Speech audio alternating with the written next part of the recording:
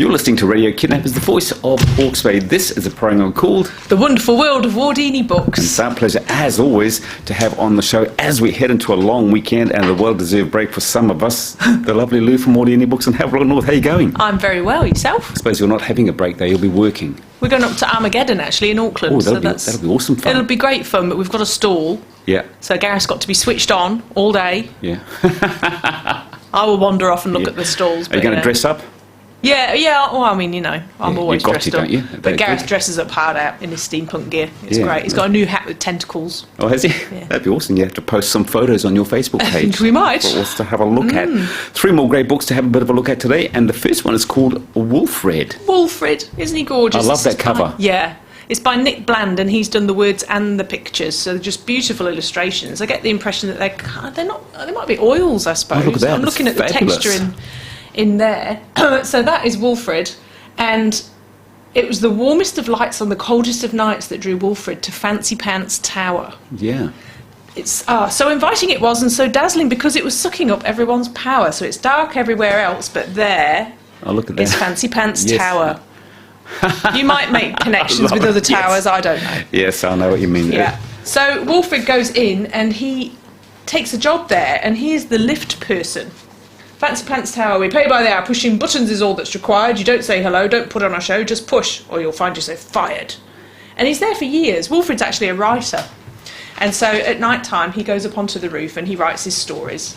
And he sleeps in the basement there, while all the other residents have their very fancy pants apartments and whatnot. Look at the giraffe. There's Rudolph. Yes. And the giraffe.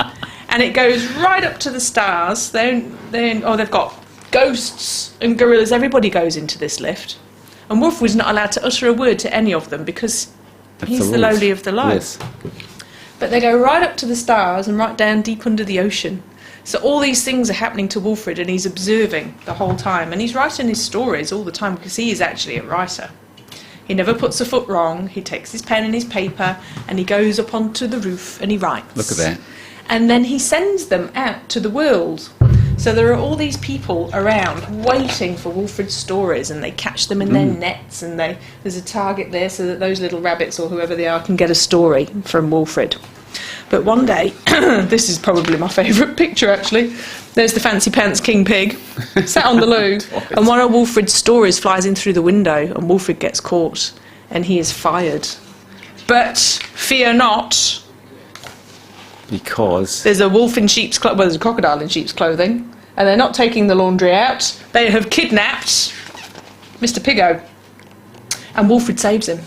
So he gets his job back. He says, you can have any room in the entire place. And he just wants the lift because that's where he's always been. Yes, look at that. So he turns it into this beautiful, inviting place where people can go up and down, and they can talk to each other, and they can take his books off the shelf and they can read the stories. And it's rather beautiful. What a magnificent and uplifting book, if I might say. Magnificent, and it's got glitter on the spine and on the cover. And is Nick Bland a well-known, respected author? And with that sort of talent, you'd have to be, wouldn't he? Yeah, he is. I'm just trying to think of some of the other titles that he's done. He's done heaps, but I've got a feeling that he's drawn pigs before. He's got a thing for pigs. So he is a rather beautiful artist, as well as master of the rhyme. Who's that going to appeal to? Well, it appeals to me and you, I think. But I think that will appeal to, anyone really over the age of 2, because there's so much to look at in the pictures. Isn't there?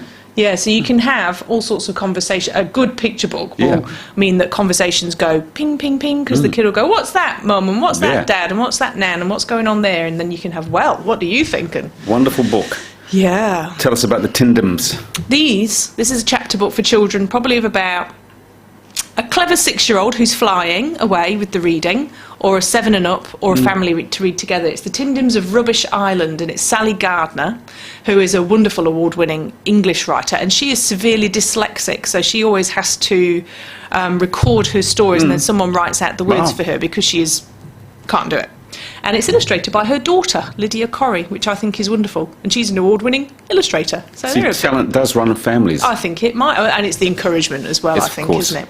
But the cool thing about this is it's dyslexia-friendly font. So you'll find that there are no curly G's and no curly Y's. And some of the letters are weighted with ink. so that they are almost held onto the page, so that they're not sliding around for people with dyslexia. So she's thought that one through too, and the publishers run with that, so that's really good. So in this one, the Tindims are tiny little people, and they are not human. They call the human the long legs or something like that. Yeah, long legs. And the children are little long legs. But the Tindims are tiny people, and Rubbish Island is something that they have built over years and years and years, and that's where they live. And it's free floating in the sea. And Skittle is our main character, and she is the daughter of is Admiral somebody and Captain somebody, and they're her parents, and they're the ones that are in charge of the island and steering it to where it needs to go. And the Tindims collect rubbish from the sea, but it's not rubbish to them because they turn it into all sorts of wonderful things.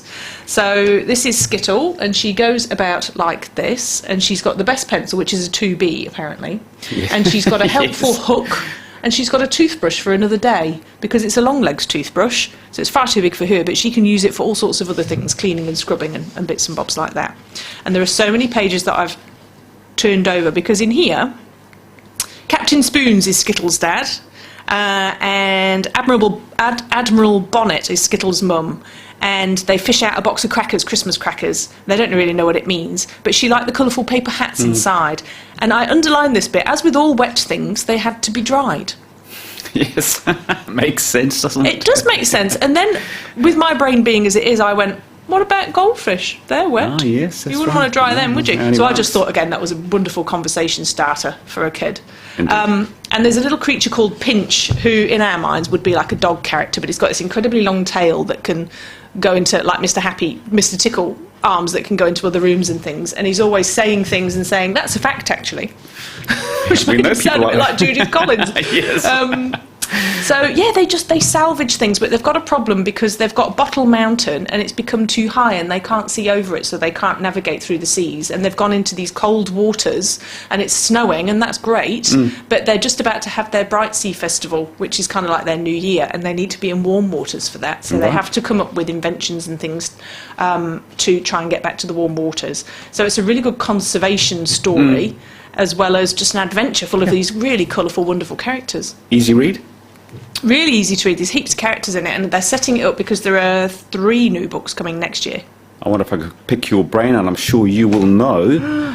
Is it easier for an adult to write an adult-focused book, or for an adult to write a book which is aimed at children? I mean, I presume an adult wrote that book. Yes. I wonder, would it be easier for her to write that book, or for her to write a book which is aimed at I big suppose it people? will be different for all authors, but there can be a bit of snobbery among literary authors, I think, that children's books are, lower, in, quality, but that is totally not true. I want to blow that out of the water. Yes. It's really, really hard to write a book for children that's going to appeal to children. It has to appeal to adults because they're the ones buying it and reading it. Yeah. For small children, but it's really hard to get those characters to pop off the page and engage a child's mind. Yeah, you because have to get into the psyche of being a child almost. I think so, and I think you have to really let your imagination just go, because we become so more narrow-minded as we get older, and kids have these popping ideas, and that's what really good children's authors do. They still have that ability to just pull an idea out of the air and go and run with it. So it's really hard to write a good children's book. Are there many successful authors who do both? Sally Gardner has written for grown-ups. She uses a pseudonym because she doesn't want a child to pick up a book that's got sexy business in it. Sure. So I don't know how successful she's been with those, but there are authors that do that, and they quite often use pseudonyms so that the kids don't get them mixed up. Fabulous, fascinating. And the last book we're going to look at is called Honeybee. This is really special. It's by Craig Silvey, and he wrote Jasper Jones, that was turned into a film and won lots of awards over in Australia a few years back. But this one starts on a bridge. I think they're in Melbourne in Australia, and it's a fiction, it's a novel. And there's young Sam, we don't know that that's his name at the beginning, but it starts at the end, so it's going to be the end. They're on the Clayton Road overpass, and Sam's 14, and he has climbed over the barrier, and he's going to chuck himself off. He's had it, he's had enough. And he's just about to do that, and he sees a movement out of the corner of his eye, and there's an old guy further down smoking a cigarette, and Sam thinks, what's he doing there? And he realises that he's on the wrong side of the barrier too. and they save one another. Oh, how and nice. it's the start, it's the end, but it's also the beginning. Yes. So it's like, what the hell has happened to Sam to get him to this point? He's just a kid. And Vic, why is elderly Vic so at the end of it? And basically what's happened is Vic's wife's died a few years back, and he was only staying alive himself because he was looking after her dog that she adored. And the dog's how nice. carked it. Yeah, Because right. the dog was really old, and then Vic's like got nothing. In his mind he's got nothing. But now he's got Sam. Oh, nice. And it's this relationship between the two of them, because Sam's a complex character and he doesn't know who he is and he feels wrong. So it turns into a story that is really investigating the mind of a young person who feels they're in the wrong body. And everything that he's had to go through. And he loves his mum to bits, but, you know, the more you read about his mum, the angrier you get with his mum. Yeah. So it's a complex novel of relationships and the way that society will perceive people and relationships, and the way that that's not always true, and how you've actually got to just let someone tell their story first, thank you very much, before you put your boots in and judge them.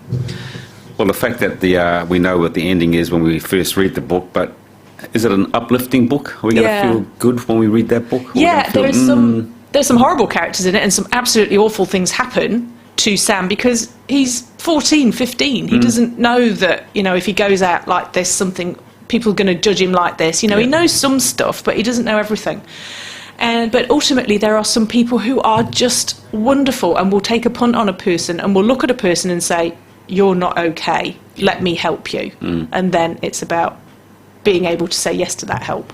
Out of 10, what would you give it? It's a 9 out of 10. Oh, it's a good one then. Yeah. If we want any of these fabulous books, where do we get them? Wardini Books, please. Yes. 16 Marsh Road, Havelock North, 44 Hastings Street, Napier, online. As always, my pleasure. Look after yourself. Talk to the same time, same place next week. Cool, thanks, Ken.